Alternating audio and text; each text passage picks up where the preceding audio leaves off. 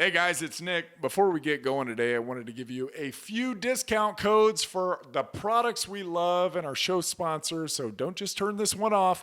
If you're listening to this podcast, we at Hardwick Life want to reward you for your loyalty. So take 25% off of your order by using the code HardwickFF25, because after this long, we consider you friends and family.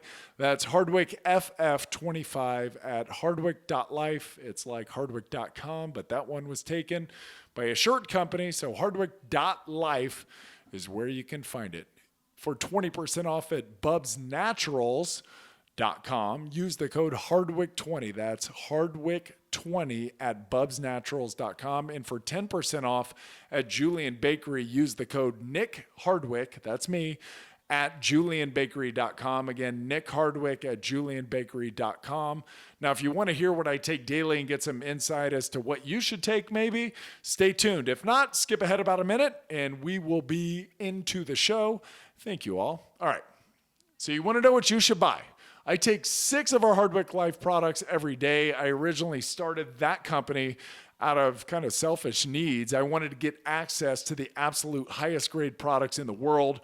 Our supplements are pharmaceutical grade, all of them. They've got unique delivery mechanisms. So you aren't just getting expensive urine, you're actually absorbing the products at a higher rate than cheaper store-bought supplements. I take brain, joint, fuel, phyto, pump, and neuro. Now, that may be a little extreme for you, but those are my jams. Now, I've done a lot of damage to my body. I need all of them. The brain and joint, they're kind of self-explanatory, right?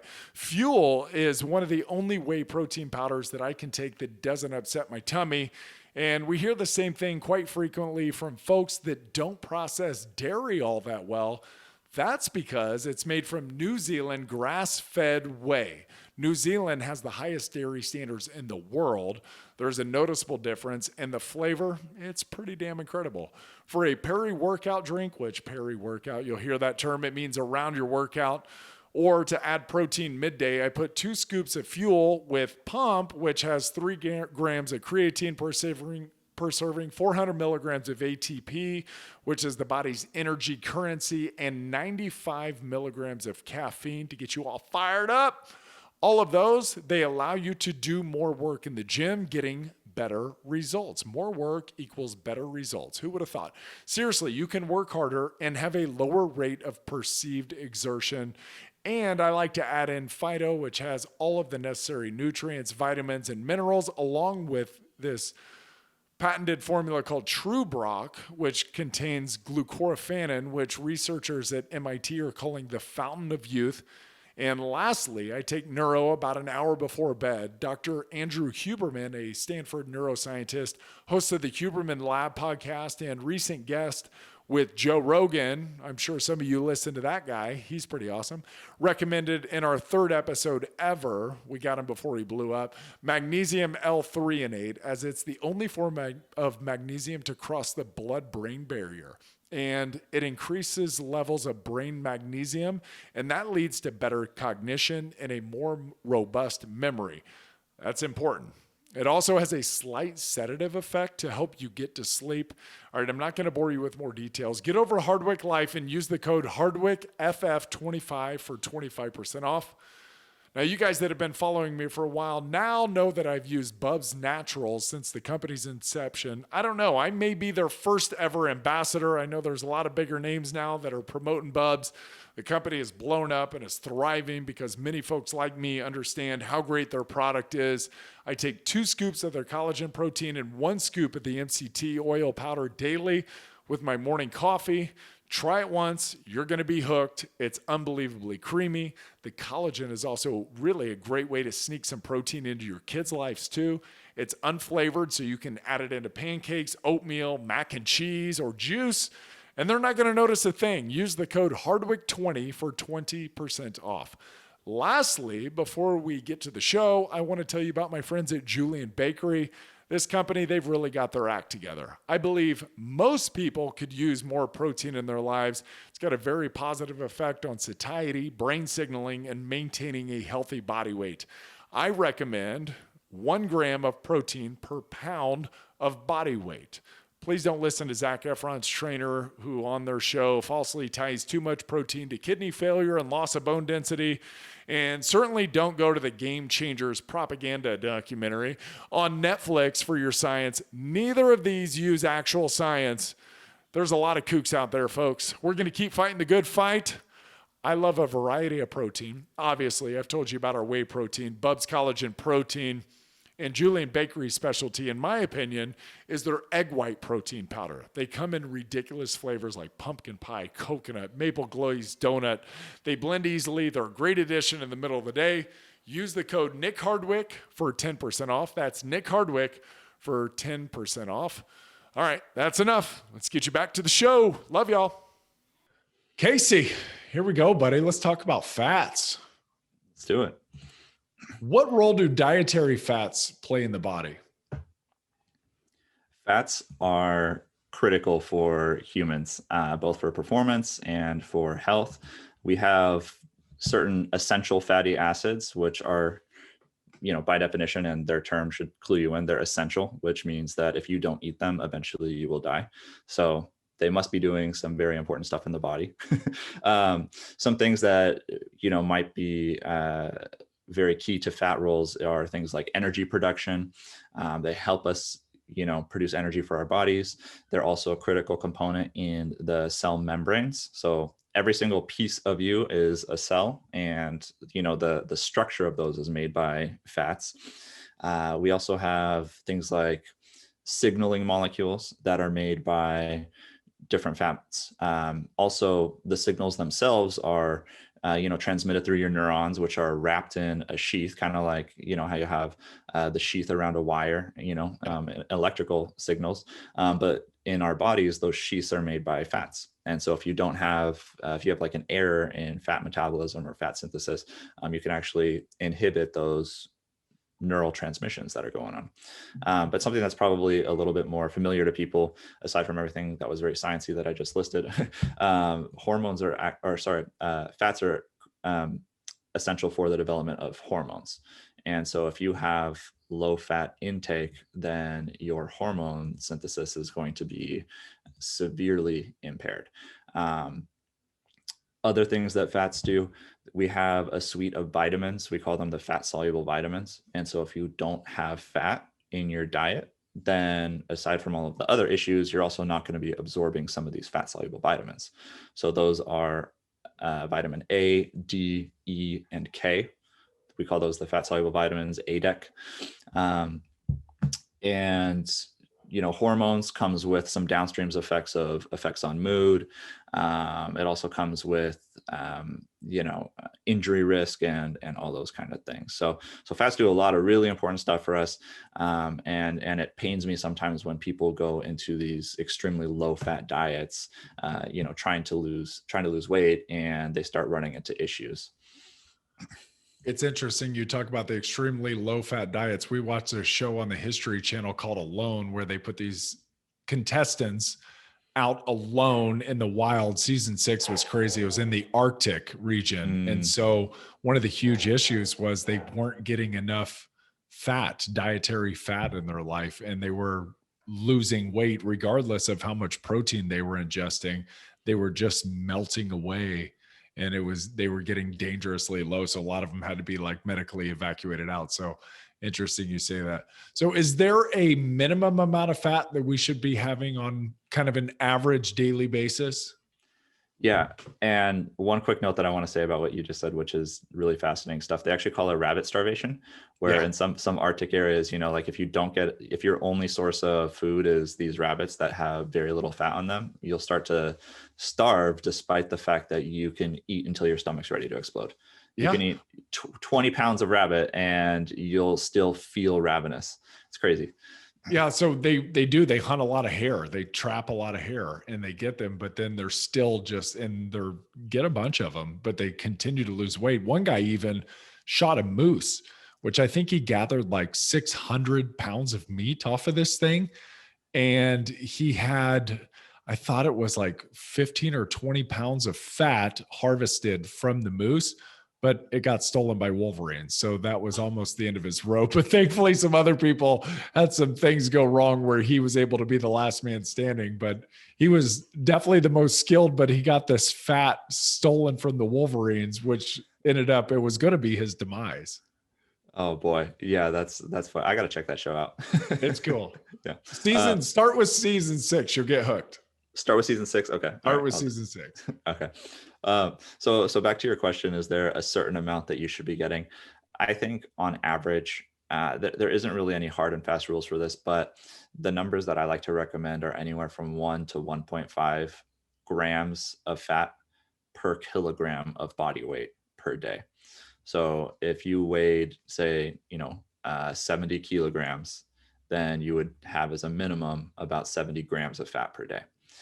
And that includes a little bit of a buffer just to make sure that you're fine. And most people like having some fat in their diet. It makes things taste more satiating and so on. So that's a good amount that'll keep you safe from any sorts of deficiencies.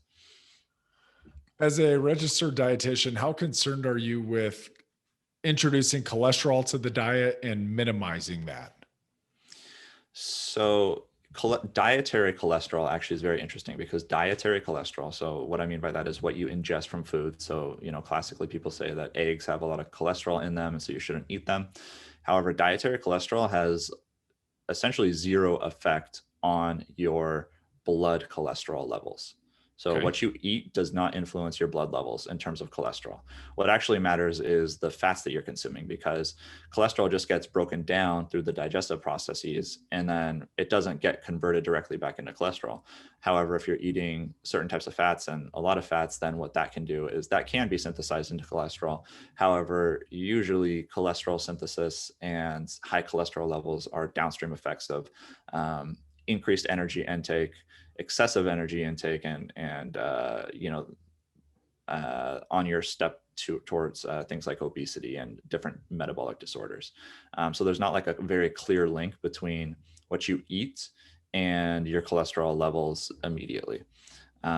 So with that, as a registered dietitian, I know different government guidelines have initially stipulated, but they're starting to revise their statements after the science is coming out more.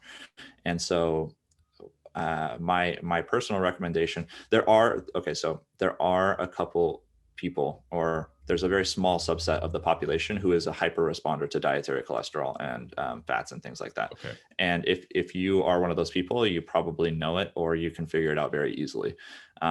So there are some people who should be avoiding dietary cholesterol, but for most of us, it's okay. And for athletes in particular, who I like to work with, dietary cholesterol is actually shown to be anabolic, which is nice. So, for the people who are looking to repair their muscles and to build muscle tissue, as well as different lean and connective tissues, dietary cholesterol can actually be a good thing. How do people know if they should be concerned with introducing it? Just go get your blood panel once a year, get your physical, see, and if you keep tabs on what you're eating before, if you're otherwise healthy person and, all of your lab values are coming back fine, and, you're exercising, you're not overweight, and you have some, startling blood cholesterol levels, then there might be something going on there. It could be like a genetic factor. It could be something going on. So that's kind of one way to check it. But talk to your doctor, just get some blood done, and you'll be able to see. And one more thing that piqued my interest: how can athletes use cholesterol as an anabolic agent? Yeah, so there's been data showing that people who are consuming more cholesterol tend to have more cholesterol as well as more saturated fats. And you consume both of these, and the people who consume more tend to have higher circulating levels of testosterone. So no one's done a study as far as I'm aware yet. I think there was a supplement that came out a couple of years ago that was trying to look at this, but oh no, wait, I'm mixing it up. No, so there was a supplement that tried to use a product from an egg, but it was like a specific molecule. It wasn't the cholesterol. But anyway, so I don't know any studies that exist, truthfully, where, someone gave someone cholesterol and was like, let's see how much muscle you gain from this. But what you do see is when you do these cross-sectional studies is that people who are eating more eggs or eating more dietary cholesterol, they have more circulating levels of testosterone and on average higher lean tissue amounts. So we're kind of making a little bit of a jump here, but Right. it's more to say that there isn't really data that dietary cholesterol is bad, and there's some data that suggests it might be beneficial for muscle anabolism. So saturated fats have been demonized. What's the concern with saturated fats, and is the demonization, is it justified? So I'm going to say no, is Okay. the short answer. However, saturated fats describes a class of molecule and not just one particular molecule. And so in chemistry, a saturated fat is something where it has no double bonds. And you don't need to know what that is. All it means is it's a chemistry term. It's not like it's not a bad term. It just means its chemical structure. And there are many molecules that have that chemical structure. And some of those saturated fats are very cardioprotective and beneficial for your health. And then there are some saturated fats that are the opposite, that are detrimental to your health. And so to put a blanket statement that all saturated fats are bad is, at first it's just off of that observation alone, it's already unfounded, right? I mean, like there are some that are good, some that are bad, and some that do nothing. However, the typical logic for the bad saturated fats goes that, it says like, okay, saturated fats cause increase in cholesterol. We don't actually know for sure there's data to show that increased saturated fat does raise your cholesterol, but it's tenuous and it depends on a lot of other factors. And then it says, okay, well, dietary cholesterol causes heart disease, and people with heart disease have high cholesterol levels. Therefore, saturated fats are bad. And that logical link, there's a lot of gaps in there that don't really make sense. And what you're seeing is that a lot of government guidelines have been revised, and they're having to say that, dietary saturated fat is, something that isn't causing atherosclerosis and heart disease. Okay. And so our guidelines and like our position statements from research organizations, they've been revised in the last decade or so with their stance on saturated fats. And yes, to the best of our knowledge, 50 years ago, we thought saturated fat was the devil and the worst thing ever. And, but science grows and we learn and we get better and we can really tease out what's good and what's bad. And one of the big issues is that you can't define a food by a single nutrient within it. You can't say like this egg, just because it has a saturated fat in it, makes the egg bad. It's like the egg has all sorts of vitamins, all sorts of minerals. It's got protein in it. It's got like all these goodies in there. And you can't just say, oh, because it has this one thing in it, it's now bad. And to isolate out those nutrients, that's not something that a human ever does when they're consuming their food. They're eating foods, even heavily processed foods. The only time where they're eating like a true pure source of molecule is like if you're going to guzzle a bottle of olive oil or something like that, or like, like just take spoonfuls of pure sugar or salt or something like, but otherwise, you're not doing that. So it's more in the confines of where is that saturated fat coming from? What's the food source that it's coming from? And if you look at all of the foods that have saturated fats, you will see that on average, they're bad for you. And that's kind of where it comes from. And that makes sense because we use saturated fats to increase shelf life of a lot of our products that are unhealthy, like a lot of our snack items. We throw it into a bunch of our processed protein products, things like hot dogs, hamburgers, pizza, fried chicken, chips and pastries and all these other goodies that, Western diet loves. They're loaded with saturated fats. And it's not because of the saturated fats that those are bad. There's a lot of other bad stuff in them. And so then that kind of brings down the saturated fat literature. But if you're going to eat, a boiled egg, that's very good for you, incredibly nutritious. So you got to look at where it's coming from. And what you see with the literature when you tease out the two different, or you tease out the classes of food. So if you throw out all of the Western diet, all of the junk food, all of that kind of stuff, then what you see is that the foods that remain, the whole foods that have the saturated fats in them, those are actually beneficial, and they have beneficial effects on health, and they're very nutritious. What do studies say about the ketogenic diet? Oof. uh, in relation to what? Do you want to talk about athletes or regular people or performance or what? Yeah, I guess, let's go to the athlete first. I think that would be, because a lot of our nutrition comes from athletes into the regular world.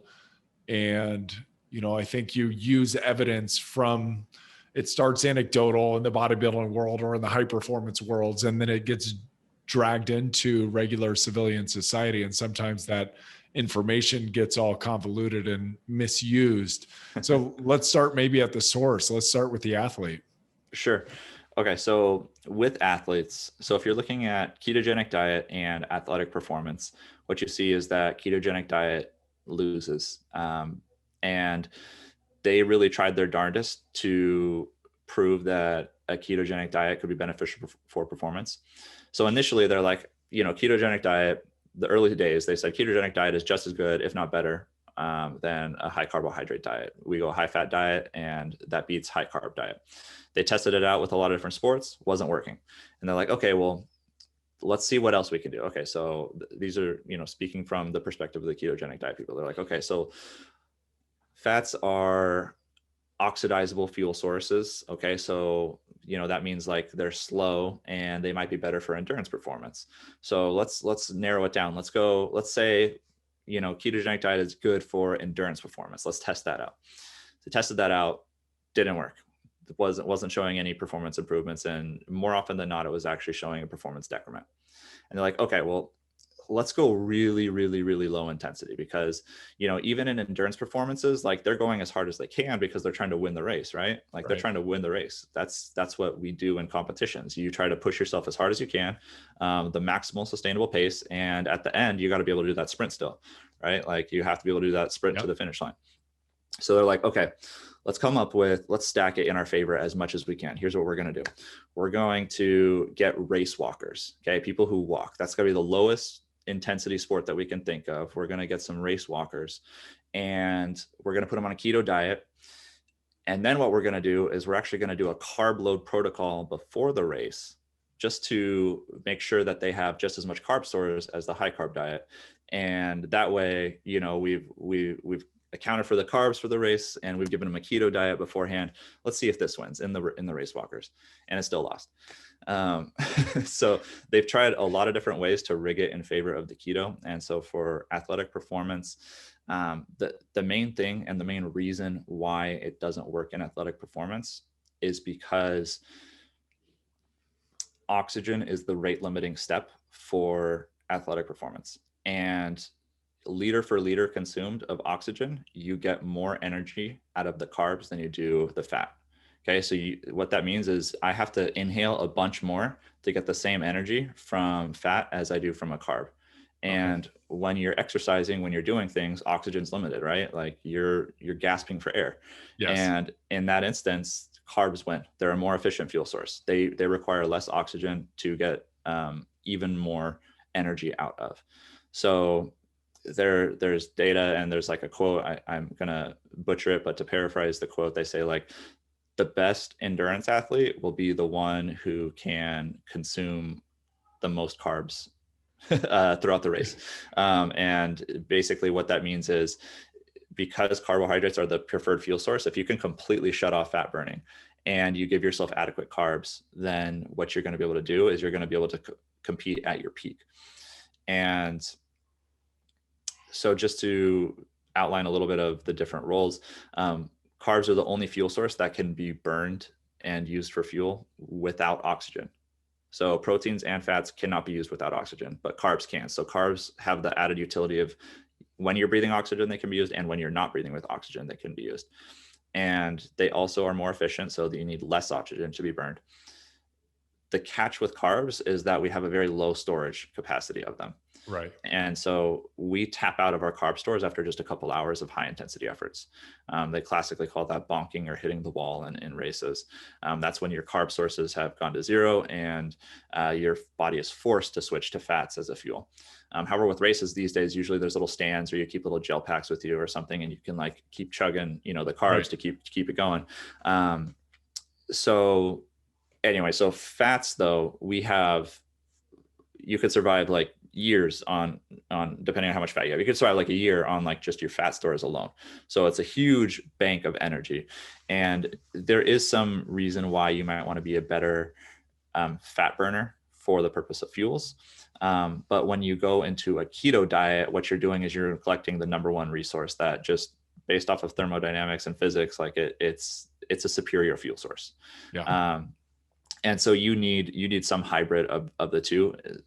For most sports, what you want is some hybrid of the two. And the bigger issue that I see with athletes going ketogenic diet, though, is that they do it incorrectly. They'll do it for like 6 days, and then they'll go binge on Sunday or something, and they'll kind of flip flop with this keto diet. And if you have a structured periodization program with it, that's fine. You can do that. But what you're actually doing, if you're just flip-flopping kind of willy-nilly, is you're training your body to be metabolically inflexible, which means you're becoming bad at burning carbs and you're bad at burning fats, which is like the worst case scenario. It's kind of like being a diabetic. And so what we'll do is, depending on your sport, you can actually test someone to see if they're burning at rest or during exercise. You can see if they're burning mainly carbs or mainly fats. And so you can use that information to say, okay, you have to exercise at 55% intensity for your sport, and you are burning 100% carbs, and we want you to be able to burn 20% of that from fat. So we train you by giving you like more fats and training low carb and all this kind of stuff. And we'll force your body to learn how to burn fats a little bit better. And on the flip side, if you're burning only fats, then you can train someone to be a better carb burner. And usually that helps out a lot of people who are feeling like they like power development. And you're just going from like a fuel source that is kind of slow and doesn't work all the time to something that gives you a lot more energy. And so usually what you see some athletes who switch over and get better explosive performance is mainly what the carbohydrates do for you. And I feel like I rambled on a little bit, but one thing. Oh, that's good. I think I find it really interesting that you can actually train for a specific reason to increase either your fat burning power or your carb burning power. I find that really an interesting concept, because you always talk about, as an athlete, it's like, I want better endurance, I want more strength, I want more explosive power, but you never really factor in I never did anyway, so I can't speak for everybody, but where your fuel source was coming from and what you were trying to train that system. I think that's a super cool concept. Yeah. And it's a lot of high-level performance institutes are starting to do this kind of programming with their athletes now. It's usually more it has to be on an individual basis. You can't do it like team-wide because everybody's different. Right. But yeah, it's a very high-level strategy that you can employ to great success. And there are some instances where you want to push someone to be better fat burners. However, like I said, for most sports, ketogenic diet just doesn't work because you're going to be losing the most explosive fuel source that you have access to. Yeah. In my simple brain, I've always kind of likened it to having the keto diet, or being fat fueled, or whatever you wanted to call it, is like having a backup generator at the house. Like, we're, as humans, built to survive. It's like, hey, the food stores have gone down. There's no berries around. I'm not getting my root vegetables. My carb stores are dwindling. However, I'm built to survive. So kick on the backup generator. The storm is coming. And now I can switch gears, burn fat for fuel. I've got a lot more of that on me as I go through the winter. And, in my little head, that's kind of how I've classified the ketogenic diet, is because you don't feel optimal. You don't feel like you're burning fat. When I've done it before, it's like, you don't feel like you can get up and just go. It's like there's this weird jelly almost that you have to work through before your body's like, it's a diesel system. It's like crank on the diesel in the winter. It's like, and your engine's just really struggling to fire. And then it's like, all right, here we go. We'll give you whatever you need. And, it's like, but don't go too fast, because we don't do that, so that's how I felt about that. I guess the one thing that I would say about, like, training in the off season and going kind of willy nilly, as you described it. It's like go keto for 6 days and then go hard on the carbs on Sunday or whatever. I guess the argument would be to perhaps training that is that maybe you are limiting your training capacity on the other thing. So you may be training your fuel source to the right percentages. However, you may be limiting your overall gains because you can't go hard enough in the training to get what you're looking for out of it ultimately. Absolutely. Off season wise. Yeah, absolutely. Usually in off season is the time to, alter your body composition, build up that, cardiorespiratory base, that strength base, all those kind of things. And if you go ketogenic, it's going to be a lot harder to engage in those high intensity efforts that will, establish that. You can still function on a ketogenic diet, and you're absolutely right. That is actually the sole purpose. I mean, all the initial keto literature actually comes from starvation literature. Ketogenic diet is literally your backup fuel source. Your brain prefers carbohydrates to such a degree that you could be on keto for 5 years, and the second you eat an apple, like all of a sudden it's like, give me that, that's mine. Like I need those carbs. Yeah. So yeah, to your point though, with the off season, if you decide to go ketogenic diet, you can function. And the interesting thing is when you're on a ketogenic diet, your body still is forced to make carbs and still is forced to make glycogen. And so what it does is it will actually break down your other tissue to get it if you're not feeding yourself the carbs. So it's actually going to start eating your protein, AKA your muscles, in order to resynthesize your glycogen because it needs that for the activities you're doing. And so you'll notice is if you force yourself to do high intensity efforts and your body's forced to make this glycogen, it's got to get it from somewhere. So it starts eating itself in order to resynthesize that. Wow. And one other, actually, we can leave it there if we want, but yeah, so you got to be smart about it if you're doing it.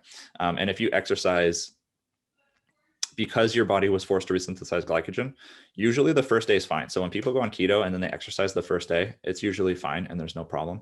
Right. It's if it takes as much as 24 to 48 hours to replenish that glycogen though. So if you try to exercise again, or like just the next morning or something like that, then you're going to feel like you're totally tapped out. But if you space it out, like, yeah, if you exercise just twice a week, like once every 3 days or so, you can still exercise and feel fine on the keto diet. But your body, know that your body is breaking down other resources just because you're forcing it to, because you're not giving it the fuel it wants. And lastly, I will ask you about keto for weight loss. There's a lot of people who think that you can't have carbs and lose weight at the same time, that keto is the only way. What does the literature say about that? Okay. Keto for weight loss, it can be effective and it can be very simple to educate people. So as a practitioner, keto is kind of like an elegant solution. It's like, I just tell you, eliminate all carbs and boom, right? I don't have to walk you through an entire plan. I don't have to give you all sorts of like nutrition information. I don't have to counsel you. Like I just say, eliminate all carbs. There you go. And what you see is that people who actually do that, they spontaneously reduce their caloric intake by, I believe it's 600 calories. So spontaneously, if you just tell someone to go keto, they're reducing their calories by 600 a day. They're losing about a pound a week and they're getting results off of that alone, which is nice. It's not because of the keto. It's just because they're in a calorie deficit. You can get weight loss. And in fact, most people do get weight loss while still eating carbs. The thing that sells a lot of people on keto though, is that you see an immediate drop of like 5 to 10 pounds in weight and during the first week. And that's entirely due to water weight, because your carb stores, they're not solid. The carbs that are stored in your body, they're surrounded by water. And they bind the water, and it's like a 1-to-3 ratio. And so for every unit of carb that you lose, that you're burning as you're depleting your stores, you also have to flush out that water that was previously attached. And so you see this giant exodus of all this water in your body in the first week. And people are like, oh my God, I lost 5 pounds on keto immediately. Like, this is the best thing ever. And so that makes them feel good about it. And then on the back end, when the keto is unsustainable and they reintroduce the carbs, they eat like a piece of bread and suddenly they plump up by an extra like pound overnight. And it's like, oh my God, this validates the fact that carbs are evil because I gained so much weight the second I reintroduce carbs. And so you get these like confirmation biases that aren't actually linked to what's actually going on, that are misleading people into thinking ketogenic diets are, the greatest ever. I have recommended ketogenic diets to people. There are some people who are very black and white, for example, and there are some people who are like, look, my problem foods are all carb foods. And if we just say, eliminate those, and they're like, that's all I needed to be told. Just make sure I stop eating these one things.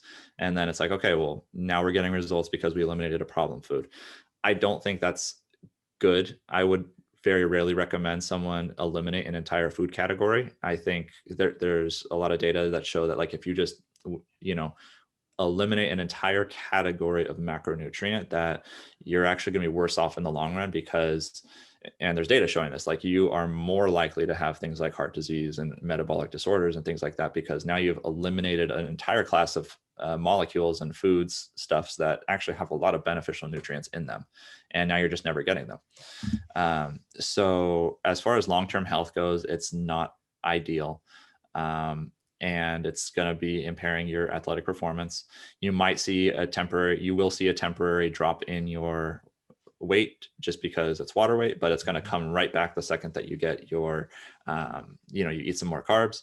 But the weight loss that occurs between a high carb diet versus a high fat diet, for example, is going to be no different over time when you remove the water weight variable. It's purely comes back down to more the energy balance equation. Gotcha. Casey, awesome, buddy. Thank you. Anytime. I love it. Great work. I do too. I love listening. It's so easy. Well, it's easy for me to listen. It's the information's in your head. So thank you.